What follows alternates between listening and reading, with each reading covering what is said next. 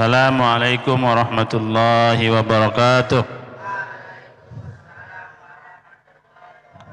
Alhamdulillahillazi ja'ala min hazal baiti al-mustawa ay baitil tahfiz al-mustawa wasyamsil mudiatil lati yasilu khairuha lil jami' lailan wa nahar wa man yankaru fadluha wa man yankaru jamaluha la yaran nur mislal hafiz wa ala alihi wa sahbihi ajma'in.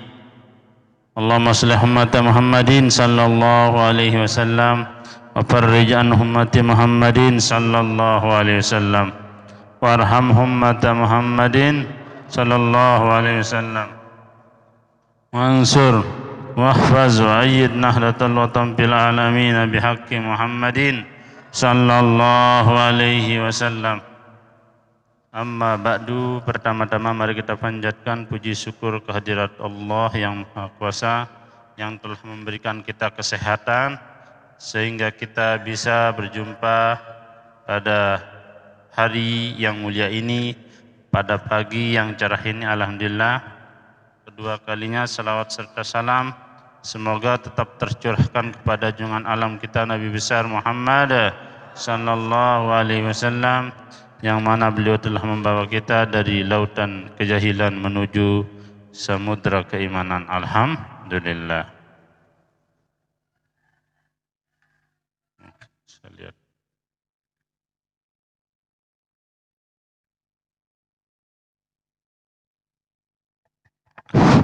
Alhamdulillah, kita kembali bertemu di acara atau di pengajian pagi itu tafsir Al-Quran.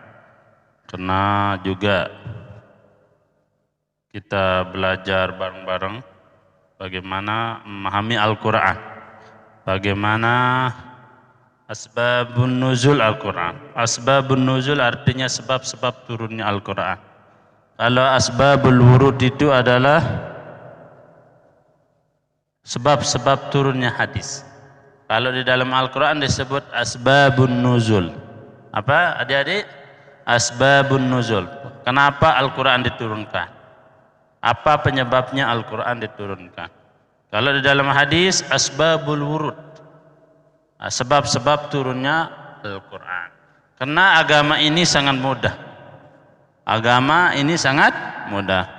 Ad-dinu yusrun atau yasrun bisa. Agama itu sangat mudah. Mana contohnya agama itu sangat mudah? Misalnya sholat zuhur wajib enggak? Enggak wajib kalau sekarang.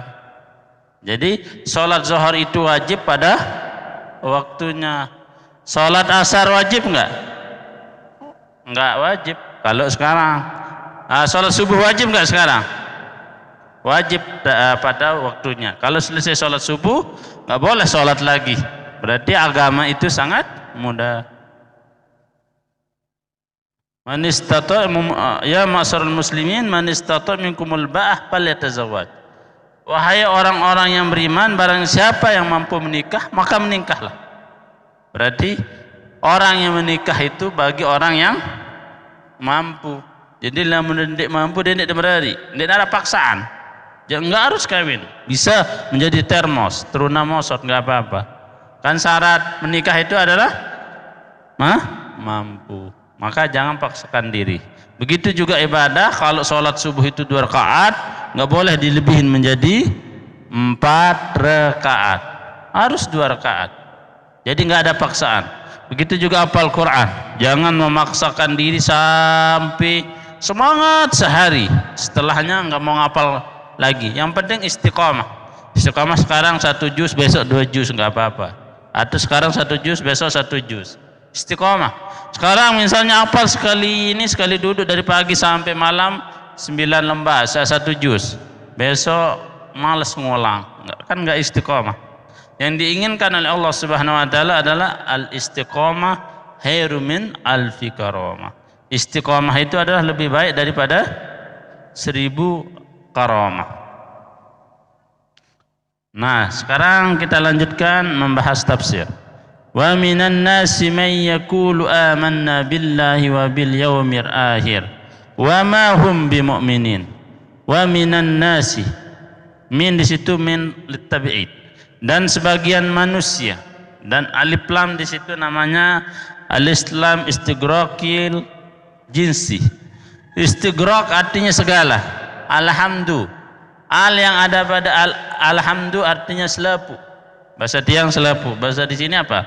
Segala itu selapu, semuanya. Alhamdu, segala puji. Wa minan nas, sebagian dari manusia. Kan banyak, annas semua manusia, banyak manusia. Maka wa minan nasi may yaqulu amanna billahi wa bil yaumil akhir. Dan sebagian dari manusia ada yang mengatakan kami beriman kepada Allah dan kami beriman kepada hari akhir.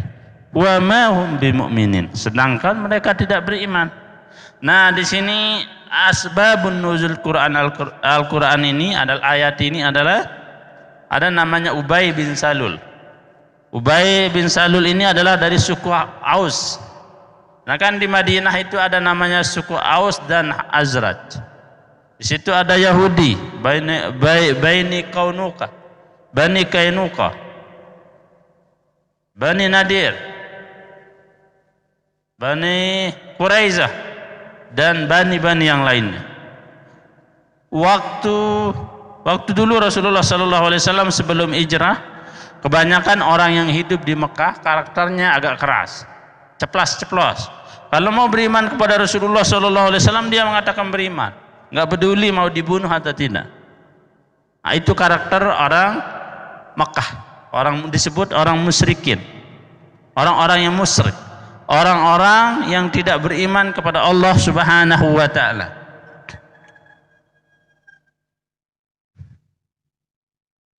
Orang musyrik itu adalah bisa jadi bertemu dengan Rasulullah sallallahu alaihi wasallam tapi tidak beriman. Nah, maka disebut musyrik juga.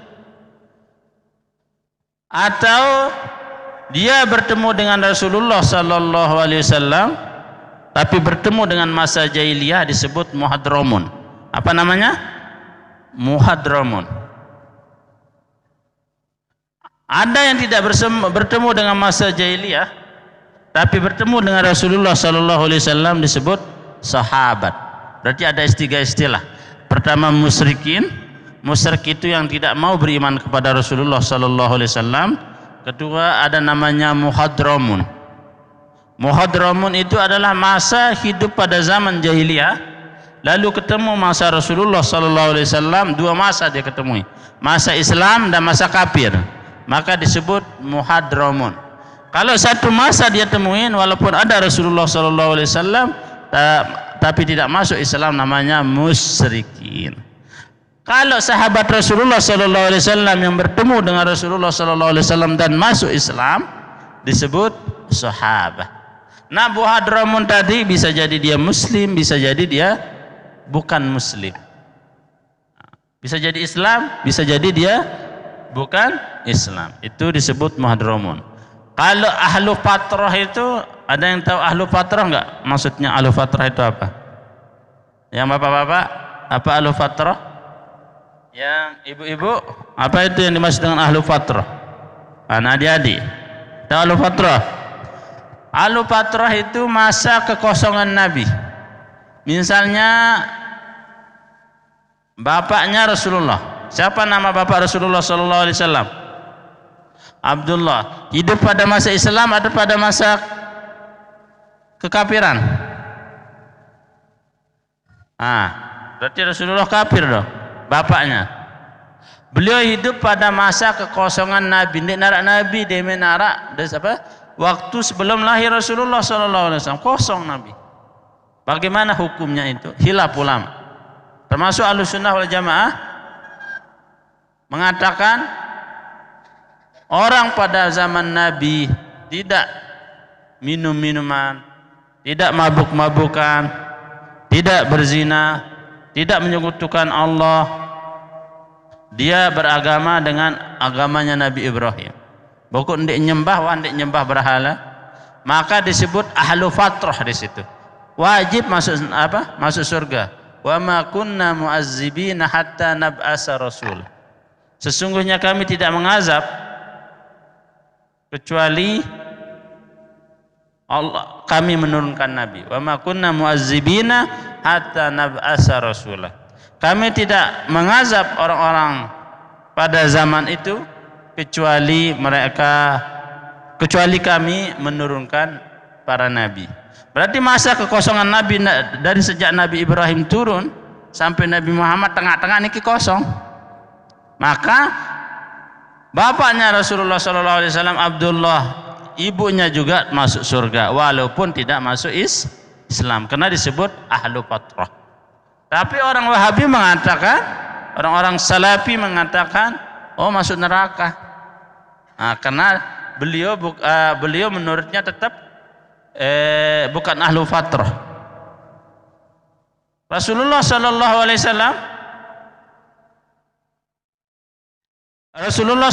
Alaihi Wasallam keluarganya masuk Islam, tapi yang hidup pada zaman sebelum Nabi. Kalau ada sudah pada zaman Nabi dia hidup, dia ajak beriman seperti Abu Lahab, tetap dia kafir. Abu Jahal dan abu-abu yang lain. Misalnya di sini sekarang ada abu misalnya. Ada namanya Abdullah misalnya, tapi tidak mau beriman kepada Allah, maka dia tetap masuk neraka. Abu Abdurrahman misalnya, Abu Abdurrahman, tetap dia masuk neraka. Wa minan nas man yaqulu amanna billahi wa bil yaumil akhir wa ma hum bimumin. Dan sebagian manusia ada yang mengatakan kami beriman kepada Allah dan kami beriman kepada hari akhir, wa ma hum bimumin, sedangkan mereka tidak beriman. Maksudnya ayat ini pada zaman Rasulullah SAW tadi saya sebut orang Mekah itu karakternya adalah ceplas-ceplos. Kalau dia takut kepada Allah dia mengatakan takut. Kalau dia tidak mengatakan takut kepada Allah dia tidak mengatakan takut. Kalau orang Mekah itu mengatakan beriman, dia mengatakan beriman secara terus terang atau sembunyi-sembunyi. Maksudnya sembunyi-sembunyi di depan Rasulullah. Ada yang terang-terang seperti Umar bin Khattab, terang-terang dia. Padahal waktu itu masih sedikit Islam, tapi beliau terang-terang masuk Islam dan menantang orang. Siapa yang mau istrinya jadi janda, kata. Sini lawan saya, kata. Umar bin Khattab. Beliau adalah orang yang keras dalam kebenaran, orang yang tegas dalam kebenaran. Beliau adalah tidak takut kepada orang musyrikin. Pada waktu itu banyak orang kafir di situ, tapi beliau tidak takut. Beliau terang-terangan. Nah, orang Madinah ini artinya lembut, adem. Makanya kalau kita di Madinah yang sudah haji, enggak terlalu banyak hiruk pikuk, enggak terlalu ribut, adem. Kalau Mekah itu keras, milih-milih besi ada orang Mekah itu. Karakter masyarakat. Tapi di Madinah itu banyak juga orang munafik. Nah, ini penyebab turunnya ayat ini. Orang-orang munafik di situ banyak. Terutama yang munafik adalah dari suku Aus, namanya Ubay bin Salul. Dulu sebelum datangnya Rasulullah SAW mau diangkat menjadi raja Ubay bin Salul ini. Saking terpandangnya beliau. Cuman beliau disebut faktor atau asbabun nuzul ayat ini adalah gara-gara kemunafikan Ubay bin Salul dengan golongannya, dengan teman-temannya. Munafik itu artinya ada 3 bagian. Apabila dia berkata, dia berbohong. Apabila dia berjanji, ia hianati. Apabila dia dipercaya, ia ingkari. Al-kizbu raibun wal kizbu sakkun. Kebohongan itu meragukan, kebohongan itu tidak menenangkan. Al-kizbu gairu tuma'ninatin, gairu sa'adatin, gairu itmi'annan. Kebohongan itu tidak membahagiakan, tidak menenangkan. Kebohongan itu hazinun, kebohongan itu syakkun, kebohongan itu hammun, kebohongan itu menggalaukan. Kebohongan itu membuat kita sengsara. Ciri-ciri orang berbohong niki, lamun bedai terus bersalam. Nek ngira ngengat penentang dan niki, rasa andang berarti ndek tulus niki bersalam. arak sak menuniki. Lamun tengah raos endah misal perketuan. Apa gawe dah? Oh belajar ustaz, lagu rasa andang madan. Berarti ngolok niki. Buktinya orang-orang yang jujur itu misal santri mau jujur sama ustadznya, lihat ustadznya itu adabnya, atau nunduk, dan kalau orang yang sering berbohong itu matanya terlalu banyak kedap-kedipnya, selalu banyak gini-gininya. Ustadz sebenarnya salah kedap-kedip, atau terlalu melotot dia, maka itu adalah kebohongan. Atau dia garuk-garuk, Ustadz, gitu kan, asa sintagan niki. Berbohong. Kalau suami juga yang berbohong kayak gitu ibu-ibu. Berapa dapat uang hari ini? 50 padahal 200. Tapi si cerita 10 lagu salam kerai-kerai. Itu bohong dah atau salam kerja-kerjep. Kalau sering dia kedap apa? Apa bahasanya kerjep niki? Giniin matanya seluruh sering. Gini-gini. Maka itu tanda-tanda orang berbohong. Dan dia terlalu sering bilang itu biasanya mau menyembunyikan kebohongannya. Atau terlalu ini ada aja yang dipegang. Kalau dia bercerita Ustadz sebenarnya salam pegang HP, salam pegang ini. Itu juga tanda-tanda orang yang berbohong. Maka orang yang berbohong itu tidak menenangkan. Orang membohongkan itu membahayakan bagi kita semua. Karena bohong itu adalah pintu segala keburukan. Maka nggak ada yang nggak berbohong di sini. Hampir semua penduduk manusia di sini berbohong, kecuali Rasulullah Sallallahu Alaihi Wasallam maksum dari dosa. Kalau manusia terutama caleg, hendak berbohong caleg, berjanji sholat, tapi pada waktu dia naik dia melupakan kita, mereka melupakan kita. Yang kedua, apabila dipercaya dia hianati, amanah, tidak menjaga amanah, itu yang susah juga. Yang ketiga adalah apabila berjanji dia ingkari. Misalnya, paman, nanti saya ngutang 10.000, nanti saya ganti uangnya seminggu lagi. Sampai seminggu enggak diberikan uang kita, maka mereka disebut orang-orang munafik. Orang munafik itu ada dua bagian. Ada orang munafik di dalam i'tiqad, seperti ini ayat ini. Demen dijulu Rasulullah, Rasulullah beriman kojok nenek, beriman kojok Allah, beriman kojok Rasulullah Sallallahu Alaihi Wasallam, beriman kojok kitab-kitab Allah, beriman kepada hari kiamat, beriman kepada qada dan qadar Allah. Saya beriman, wahai Rasulullah Sallallahu Alaihi Wasallam. Lamun berdaya dengan kafir, ajak adik sengaja. Sebenarnya tiang sama pelungguh kalau di depan orang kafir, dia baik-baikan sama orang kafir. Berarti itu adalah munafik dalam i'tiqad. Nah, hukum ini masuk neraka selama-lamanya, khalidina fiha. Orang munafik di dalam keyakinan. Dia mengatakan di depan kita beriman, tapi di belakang nanti ketemu sama orang kafir tidak beriman. Buktinya banyak, termasuk di Indonesia yang mengatakan dirinya beriman tapi nanti kerjasama dengan orang Cina. Kerjasamanya dalam keyakinan, milu nyembah, toleransi tapi kok ikut nyembah. Yang dinamakan toleransi itu kita menghargai orang, nggak harus ikut menyembah. Lakum dinukum waliyadin. Ada yang ikut menyembah, itu toleransi katanya. Tapi saya tidak sebutkan namanya. Ada yang katanya Islam, tapi ikut ke pura dan menyembah. Itu tidak baik seperti itu. Apalagi dia secara zahir mengatakan dirinya di depan orang kafir atau di depan orang Kristen atau Katolik, Hindu, Buddha, mengatakan saya beriman kepada agama selain Islam. Maka itu munafik secara i'tiqad. Ada yang munafik secara amali. Amali itu misalnya orang Islam tapi berdosa, orang Islam tapi bermaksiat, maka itu disebut munafik secara amali. Orang Islam tapi suka berbohong, orang Islam tapi suka tidak saling sapa menyapa, maka itu munafik secara amali. Dia tahu kebaikan bahwa beramal itu sunat, tahu bersuruh lah doang lah gundik beramal. Dia tahu jujur itu bagus, tapi buktinya banyak orang Islam yang berbohong. Berarti itu disebut munafik secara amali. Bagaimana hukumnya itu? Mereka itu masuk neraka atau surga? Ya masuk surga, tapi ditunda dulu 1000 tahun. Tergantung. Kalau dosanya banyak, pembohongannya banyak, korupsinya banyak, mencurinya banyak, ya tetap masuk surga, tapi disinggahin dulu di neraka. Ibarat pakaian itu, kan pakaian itu kalau kotor langsung ditaruh di lemari enggak, dicuci dulu. Setelah dicuci ini dulu, kalau orang-orang dulu mencuci itu ditutuk-tutuk dulu. Kalau di mesin cuci itu dipelinit-pelinit dulu, diputerin dulu. Setelah diputerin baru dibersihin.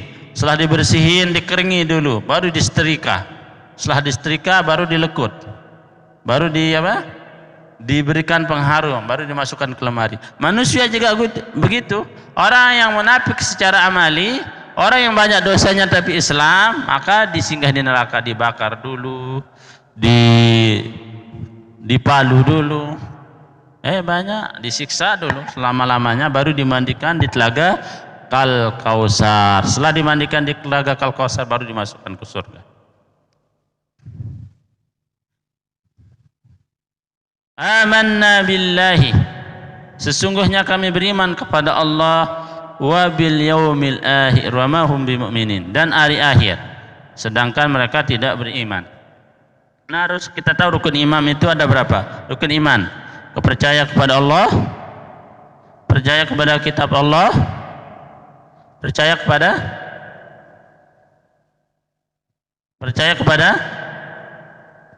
Allah, percaya kepada malaikat, percaya kepada kitab Allah, percaya kepada Rasulullah, percaya kepada hari kiamat, percaya kepada qada dan qadar Allah.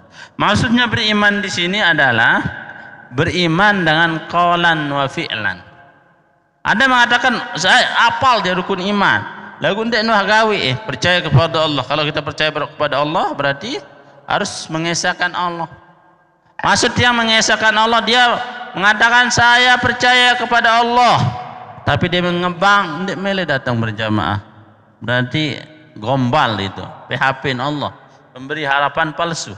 Percaya kepada Allah tapi tidak pernah mentaati perintah Allah, berarti hakikatnya dia tidak percaya kepada rukun iman yang 6. Berarti harus diamalkan isi kandungannya. Misalnya yang terakhir tadi, percaya kepada qada dan qadar Allah, baik atau buruk. Misalnya mudah-mudahan dijauhkan, ada keluarga kita sakit, harus percaya berarti itu takdir Allah. Nah, ada keluarga kita meninggal, ya harus percaya.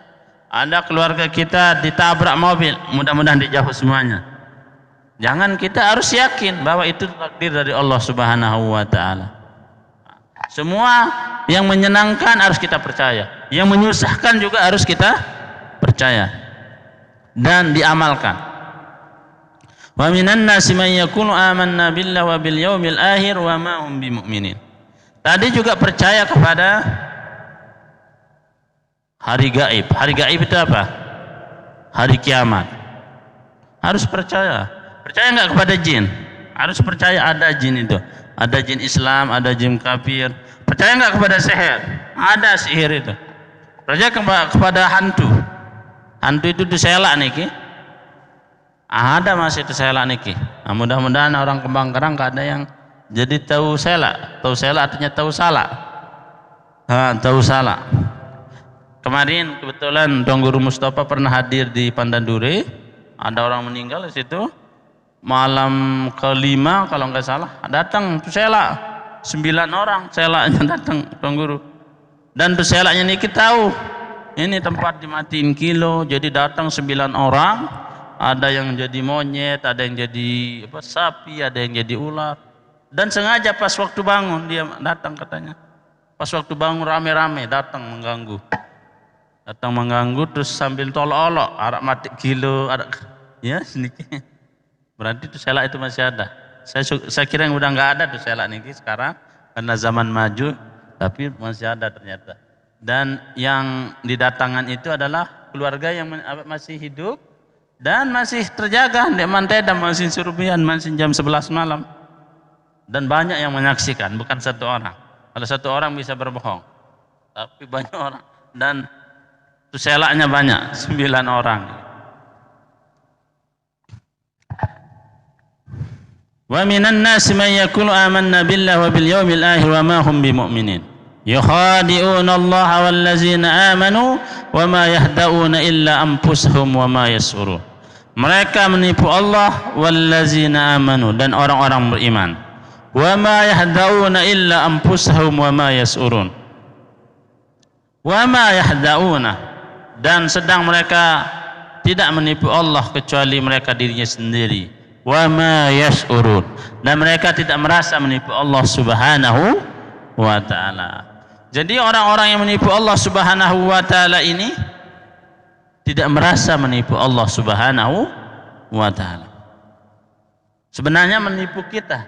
Jadi orang kafir ini, orang Kristen ini, pokoknya orang yang selain Islam, berniatnya makar, menipu Allah. Tapi Allah yang menipu mereka, tapi mereka tidak merasa.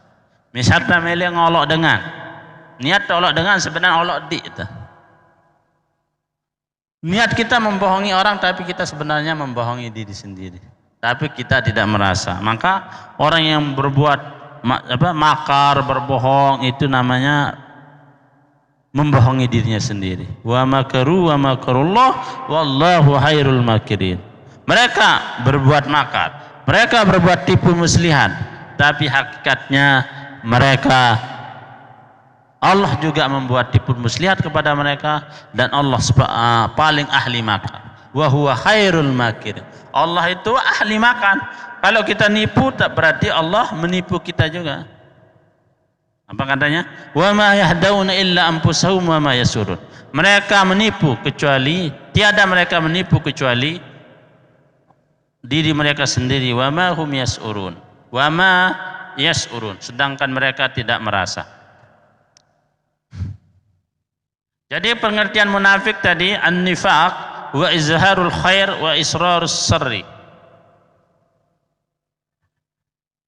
Orang munafik itu adalah menampakkan kebaikan dan merahasiakan keburukan. Biasa sa baik-baik doang niki. Padahal di Facebook niki sa nina-nina niki biasa sa baik-baik dong sinungkapan di Facebook. Sa seolah-olah jadi milih. Berarti itu ciri-ciri munafik. Sama kita. Seandainya sebenarnya kita semua niki bukan pelunggu semua, seandainya kita tidak ditutupi oleh rasa oleh Allah Subhanahu wa taala, mungkin nggak ada yang semal bertemu, nggak ada yang suka berjumpa, karena kita semua karena kita semua adalah hakikatnya nggak ada yang sempurna, kecuali rokok sempurna. Pasti ada kekurangan kita. Yang punya banyak kekurangan tapi ditutupi oleh pakaian ini, itu yang membuat bagus. Begitu juga ustadz-ustadz yang lain. Begitu juga bapak-bapak. Bapak niki gagah karena ada pakaian yang bagus. Lagu untuk ketahui keburukan. Tapi mudah-mudahan kita dijauhkan dari keburukan oleh Allah Subhanahu wa ta'ala. Berapa menit? Sudah selesai tanggal?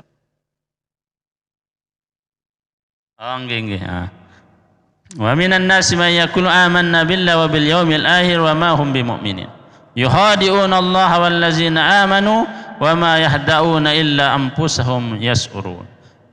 Mereka menipu Allah dan orang-orang beriman, dan tiada mereka menipu kecuali mereka menipu dirinya sendiri. Jadi intinya munafik itu, ayul hadirun wal hadirat, izharul khair wa israrus sarri. Menampakkan kebaikan dan menjemunyikan keburukan. Munafik itu ada dua bagian tadi. Munafik i'tiqad, munafik amali. Munafik i'tiqad itu adalah masuk neraka selama-lamanya.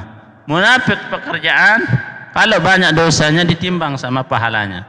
Kalau lebih banyak, pahalanya akan masuk surga. Kalau dia munafik amali. Kalau terlalu banyak dosanya, dia disinggahin dulu di neraka, baru masuk surga. Nah, mungkin sekedar ini yang bisa saya sampaikan. Maaf atas segala kekurangan. Kalau ada kekurangan datang dari pribadi kami, kalau ada kelebihan datang dari Allah Subhanahu wa taala, dan dia minta maaf atas keterlambatan. Kebetulan datang dari Pandan Duri dan berangkatnya tadi subuh itu berangkat. Tapi biasa banyak kendala di jalan nih. Jadi lama kita di perjalanan. Mohon maaf atas segala kurangan. Wallahu muwaffiq wal hadi ila sabilir rasyad. Assalamualaikum warahmatullahi wabarakatuh.